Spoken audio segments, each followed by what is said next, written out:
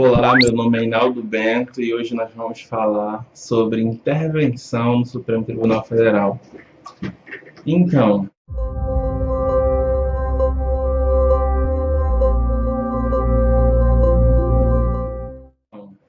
esse é um tema recorrente porque sempre que o Supremo solta um político ou solta alguém influente, ou quando o Supremo concede aumento para o funcionalismo público, se fala muito sobre intervenção no Supremo, limpeza no Supremo Tribunal Federal. E a primeira reflexão que eu queria deixar para você é: um povo que não conhece a sua história, um povo que não reconhece seus erros históricos, está fadado ao fracasso. E essa é um pouco a história do Brasil. Por que você não deve pedir intervenção no Supremo Tribunal Federal? Porque ao longo da nossa história nós já tivemos intervenção no Supremo Tribunal Federal, que foi na época da ditadura. Os ditadores eles aumentaram o número de ministros do Supremo para que eles tivessem uma maioria. Depois eles demitiram o ministro do Supremo, diminuíram o número de ministros do Supremo, ou seja, eles tiraram o poder que a justiça tinha. Então, quando você pede intervenção de um político no Supremo Tribunal Federal, você praticamente está dando carta branca para o político fazer o que ele quiser, e você está abrindo o caminho para um regime totalitário. Porque a justiça em si ela pode funcionar para todos nós, e o político não é diferente, como um freio. Aquela ideia de pesos e contrapesos que a gente aprende na escola. Então, se você defende esse tipo de modelo, é basicamente o começo da ditadura na Venezuela. Se você é contra a ditadura e tudo que está ocorrendo na Venezuela, então você não pode pedir intervenção de um político no Supremo Tribunal Federal, porque em 2004 Hugo Chávez ele fez isso, ele fez uma intervenção no Supremo Tribunal Federal. Sempre que um governo ele quer caminhar para a ditadura, ele precisa anular o que já existe, anular a Constituição, anular a Justiça. Então ele faz esse tipo de intervenção no Supremo. Isso a gente já teve ao longo da história do Brasil e não foi bom. A questão é: existe solução para esse problema com relação ao Supremo Tribunal Federal? Porque sempre que o Supremo Tribunal Federal não faz justiça, ou seja, sempre que ele solta um político corrupto, esse tema é recorrente, existe solução? Existe solução sim. A gente precisa copiar modelos de democracias que são muito mais consolidadas que a nossa.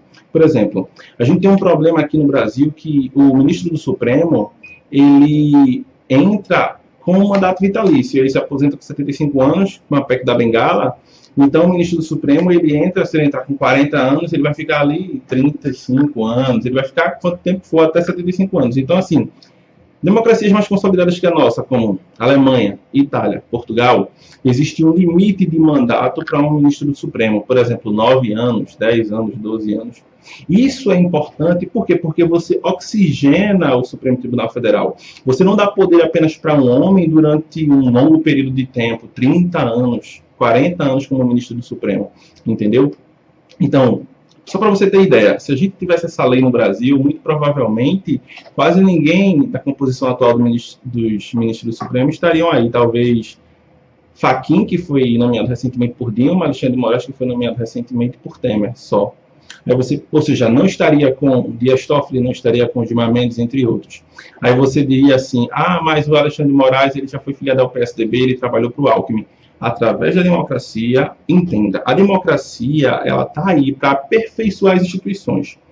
Então, através da democracia, um deputado federal, um senador, eles podem propor uma lei como essa, por exemplo: quem já foi filiado a algum partido político, então não pode ir para a justiça porque não vai ter imparcialidade. Então, vai ter que fazer uma PEC para proibir quem já foi filiado a partido político assumir cargo no Supremo. Se isso ocorresse, só para você ter ideia, o Dias Toffoli foi ministro de Lula. Foi ministro, entre aspas, né? Ele foi assessor lá, trabalhou com Lula. O Gilmar Mendes trabalhou com Fernando Henrique, ou seja, já não teríamos não só Alexandre de Moraes, que trabalhou com Temer e com Alckmin, como o Dias Toffoli e o Gilmar Mendes, entendeu? Então, através da democracia, a gente consegue modificar isso tudo. Para você ter ideia, tem um senador muito, muito bom, assim, um senador que ele faz bons trabalhos, apresenta boas propostas, que é o senador Regufe. Se você não conhece, segue ele, acompanha ele faz um bom trabalho. Ele é senador pelo Distrito Federal e ele propôs alguns aspectos interessantes com relação a isso, com relação ao Supremo. E uma delas foi concurso para ministro do Supremo. Concurso para ministro do Supremo. E eu acredito que não existe nenhuma nação no mundo que tenha concurso para ministro do Supremo ou prova de títulos, apenas esse é o critério. E, assim, eu acredito que a questão do ministro do Supremo não é uma questão de prova de títulos, não é uma questão de currículo, porque só para você ter ideia, o Lewandowski, ele tem livre docência em direito. Então, praticamente, ele pode ensinar o que ele quiser, ele é um monstro. Eu trabalhei numa biblioteca e o pessoal sempre pegava lá como referência direito constitucional, aí pegava o Gilmar Mendes, Alexandre de Moraes, pegava Fachin. Então, assim, os ministros do Supremo, os caras são muito estudados. A questão não é essa questão de títulos, os caras têm títulos, mas você viu, quando teve impeachment da Dilma, Lewandowski junto com o Renan Calheiros foi lá e não repetiu o que estava na Constituição, de tirar os poderes quando ela perde o mandato por impeachment, aquela coisa toda. Então, assim, a questão não é títulos apenas. As nossas instituições elas precisam funcionar. Então, por exemplo, nos Estados Unidos eles têm uma sabatina muito forte. Só para você ter ideia de pessoas que o presidente lá, assim como no Brasil, o Senado também tem o poder de rejeitar, aprovar os ministros do Supremo, sabatinar. E dos presidentes que indicaram, cerca de um pouco mais de 10 ministros foram rejeitados. Mas, além disso, mais de 40 pessoas que o presidente sondou, tentou colocar na Suprema Corte, o Senado barrou. Entendeu? Então, assim, as nossas instituições, elas precisam sim funcionar. O Senado, ele só rejeitou o ministro do Supremo quando o presidente foi Floriano Peixoto, ou seja, o nosso segundo presidente depois da nossa República. Então, assim, mais de 100 anos que o Senado, todo mundo que o Supremo coloca, o Senado aprova. Por quê? Porque tem rabo preso. Então, assim, através da nossa democracia, a gente consegue melhorar o Supremo, melhorar as nossas instituições. Então, pedir intervenção é não olhar para a história e não olhar para os nossos erros históricos. A gente tem como, sim, copiar modelos de outros países, entendeu? Então, se você não quer que o Brasil vire uma Venezuela, então você não deve pedir intervenção no Supremo Tribunal Federal. Meu nome é Naldo Bento, eu vou estar gravando vídeos aqui semanalmente. Então, se você gostou do papo, deixa um comentário aí, deixa um like e eu vejo você na próxima.